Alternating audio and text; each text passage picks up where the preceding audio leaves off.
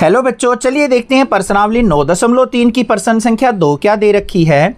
बेलन ए का व्यास 7 सेंटीमीटर और ऊंचाई 14 सेंटीमीटर है। बेलन बी का व्यास 14 सेंटीमीटर और ऊंचाई 7 सेंटीमीटर है। हमें यहाँ पे दो बेलन दे रखे हैं, बेलन ए और बेलन बी। बेलन ए का व्यास 7 सेंटीमीटर, बेलन बी का व्यास 14 सेंटीमीटर है, जबकि बेलन ए की ऊंचाई 14 सेंटीमीटर और बी की ऊंचाई 7 सेंटीमीटर दे रखी है। परिकलन किए बिना क्या आप बता सकते हैं कि इन दोनों में किसका आयतन अधिक है? इन दोनों को हल किए बिना क्या आप देख के बता सकते हैं कि किसका आयतन ज़्यादा है? मतलब किसमें पानी या दूध या कुछ भी और मटेरियल ज़्यादा आ सकता है, वो हमें बताना है। आगे क्या कहा है? दोनों बेलनों का आयतन ज्ञात करते हुए इसकी सत्यापन कीजिए। फिर हमें क्या करना है? इन दोनों का आयतन ज्ञात करना है। जांच कीजिए कि क्या अधिक आयतन वाले बेलन का पृष्ठीय क्षेत्रफल भी अधिक है। अब हमें देखना है इनमें से किसका आयतन ज़्यादा है, और फिर यह भी चेक करना है कि जिसका आयतन अधिक है क्या उसका पृष्ठीय क्षेत्रफल भी ज़्यादा है। समझ में आ गई? दो चीज़ें हमें निकालनी है यहाँ पे, एक तो आयतन ज्ञात करना है और दूसरा पृष्ठीय क्षेत्रफल ज्ञात करना है। बट विदाउट परिकलन किए बिना हम कैसे पता कर सकते हैं किसका आयतन ज़्यादा है? सिंपल सी बात है, यहाँ पे देखो इसकी त्रिज्या कितनी है? 7 सेंटीमीटर बाय 2, 7/2 है। यहाँ पे देखेंगे तो 14/2, इनका आधा कर लेंगे तो किसकी त्रिज्या ज़्यादा हुई? बेलन बी की। तो बेलन बी की त्रिज्या ज़्यादा है तो इसका आयतन भी क्या होगा? ज़्यादा होगा। तो यहाँ पे क्या लिखें हम? बेलन बी की त्रिज्या अधिक है,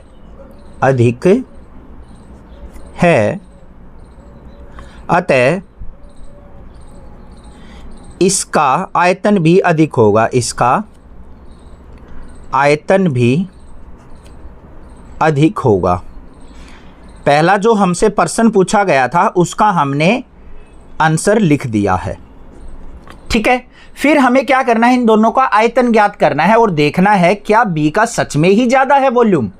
तो देख लो भाई, सबसे पहले ए का आयतन ज्ञात करेंगे, फिर बी का आयतन ज्ञात करेंगे। तो यहाँ पे क्या लिखेंगे? बेलन ए के अंदर देखो यहाँ पे लिखेंगे बेलन ए का व्यास। जिस प्रकार से मैं प्रश्न हल करता हूँ ऐसे ही आपको करने हैं। 7 सेंटीमीटर है तो बेलन ए की त्रिज्या क्या हो जाएगी वो लिखेंगे। त्रिज्या बराबर है, इसका आधा कर देंगे 7/2 सेंटीमीटर, और त्रिज्या को हम किससे लिखते हैं? आर से लिखते हैं। इस प्रकार से कर देंगे। इतनी बात समझ में आ गई। अब यहाँ पे ऊंचाई कितनी दे रखी है? 14 सेंटीमीटर। तो बेलन ए की ऊंचाई जिसको हम एच से लिखते हैं वो कितनी है? 14 सेंटीमीटर। तो अब आयतन ज्ञात कर लेते हैं। बेलन के आयतन का सूत्र क्या होता है? बेलन का आयतन बराबर है किसके होगा? सूत्र आपको याद होना चाहिए, πr²h, ये हमारा सूत्र होगा। अब इसको हल कर लेते हैं। यहाँ पे इनका मान रखे। पाई का मान क्या होता है? 22/7। आर क्या है हमारा? 7/2। यहाँ पे इसका वर्ग है तो इसको 2 बार लिखेंगे। 7/2 गुना 7/2, गुना में ऊंचाई कितनी है? 14। इसको हल कर लेते हैं। 7 से 7 कट गया, 2 एकम 2, 2 सते 14, 2 एकम 2, 2 से इसको काटेंगे तो 11 आ गया। 7 7 49, और 49 और 11 की गुना करें तो क्या आएगी हमारी?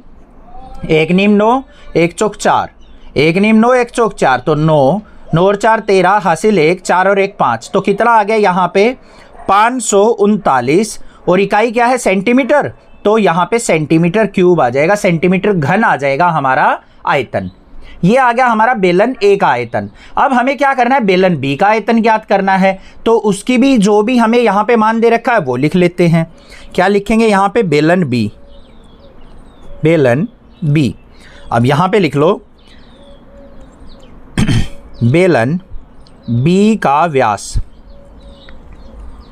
कितना दे रखा है बच्चों? 14 सेंटीमीटर। बेलन बी की त्रिज्या क्या हो जाएगी? व्यास का आधा होता है तो इसको आधा करने के लिए 2 से भाग कर लेंगे। 2 से भाग किया तो 2 सत्ते 14, 7 सेंटीमीटर आ गया। अब बेलन बी की ऊंचाई वो क्या होगी हमारी? 7 सेंटीमीटर दे रखी है। अब बेलन बी का आयतन ज्ञात कर लेते हैं यहां पे, तो लिखेंगे बेलन बी का आयतन, सूत्र क्या होगा पाई आर स्क्वायर एच। बस हमें क्या करना है, इस मान को इसके अंदर रख देना है। तो क्या आएगा यहाँ पे पाई का मान 22/7 गुना में त्रिज्या कितनी है 7, 2 बार लिखेंगे क्योंकि इसका वर्ग दे रखा है, और h क्या है हमारी ऊंचाई 7, 7 से 7 कट गया तो यहाँ पे क्या आ गया 7 7 49, और 49 की 22 से गुना करेंगे तो इसका डबल कर दो, तो वो कितना आ जाएगा यहाँ पे 1078 गुना कर लेना सेंटीमीटर क्यूब। तो यहाँ पे ध्यान से देखो, हमने कहा था बेलन बी का आयतन ज़्यादा होगा, अब हमने हल करके भी निकाल लिया कि बेलन बी का आयतन क्या है ज़्यादा है। तो यहाँ पे लिख भी देंगे बेलन बी का आयतन, बी का आयतन अधिक है, अधिक है। एक चीज तो हमारी हल हो गई। अब हमें क्या ज्ञात करना है बच्चों, इसका पृष्ठीय क्षेत्रफल भी देखना है कि क्या बी का पृष्ठीय क्षेत्रफल भी ज्यादा है, उसको भी हल कर लेते हैं। अब पृष्ठीय क्षेत्रफल ज्ञात करने से पहले एक चीज ध्यान से समझो बच्चों, यहां पे जो दोनों बेलन दे रखे हैं ना, ऊपर से खुले हुए दे रखे हैं, नीचे से उन पे तली लगी हुई है, ऊपर से खुले हुए हैं, तो इनके पृष्ठीय क्षेत्रफल का सूत्र क्या बनेगा वो समझ लो और कैसे बनेगा। कुछ टीचर इसको रटवा देते हैं कि ऐसे लिख देना है, मैं आपको समझाऊंगा कि इसका सूत्र बनेगा कैसे। अब देखो यहां पे हमारे पास क्या होगा 2 पाई आर एच, क्या होगा इसका बाहर का क्षेत्रफल, जमा क्या होता है ऊपर वाले का क्षेत्रफल और नीचे वाले का क्षेत्रफल, तभी हमारा वक्र पृष्ठीय क्षेत्रफल बनता है। परंतु यहाँ पे ऊपर से क्या है खाली, खाली है, तो ऊपर वाले का एरिया कैसा होगा पाई आर स्क्वायर, उसको नहीं लेंगे हम, बस नीचे वाले का एरिया लेंगे। नीचे से क्या है सर्कल, तो यहाँ पे क्या हो जाएगा पाई आर स्क्वायर। ठीक है, अब यहाँ पे देखो इनमें से साझा क्या आ रहा है, पाई बाहर आ रहा है, आर बाहर आ रहा है, तो यहाँ पे क्या बच गया मेरे पास 2h जमा आर। तो जब एक हिस्सा अगर खुला हुआ हो तो हमारा पृष्ठीय क्षेत्रफल का सूत्र क्या होता है, ये होता है पाई आर इंटू 2h जमा आर। ये चीज ध्यान देना है आपको। अब देखो यहां पे हम लिखेंगे बेलन ए का पृष्ठीय क्षेत्रफल, पृष्ठीय क्षेत्रफल सूत्र क्या हो जाएगा पाई आर गुना में 2h जमा आर। ठीक है, अब इनके मान को रख देते हैं ए वाले से। पाई की वैल्यू क्या होगी 22/7, त्रिज्या कितनी है 7/2, गुना में 2 गुना में ऊंचाई कितनी है 14, और जमा में त्रिज्या क्या है 7/2। बस इसको हल कर लेंगे, हमारे पास पृष्ठीय क्षेत्रफल आ जाएगा बेलन ए का।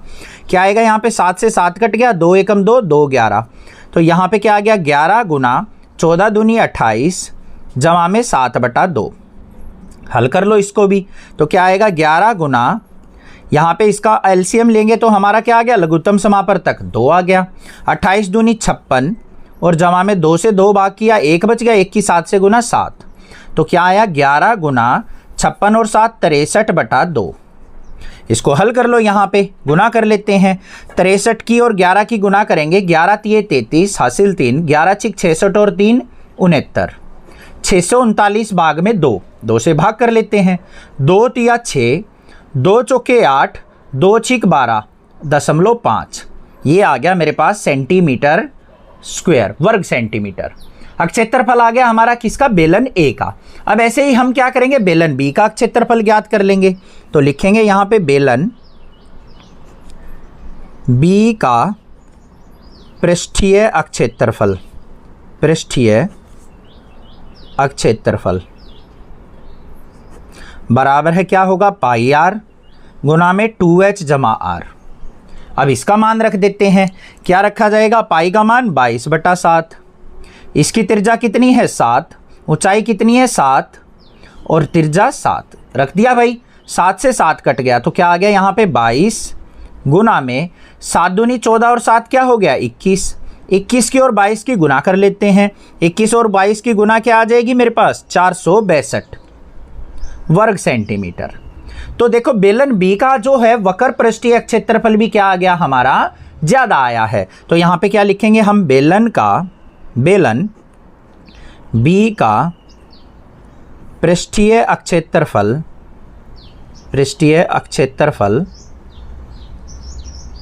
अधिक है। अब कई बार प्रश्न में क्या पूछ लेता है कि कितना अधिक है, तो हमें क्या करना है, इसमें से इसको घटा के उत्तर लिख देना है। बस समझ में आ गया। चैनल को सब्सक्राइब, वीडियो को लाइक करना, ज़्यादा से ज़्यादा शेयर करना।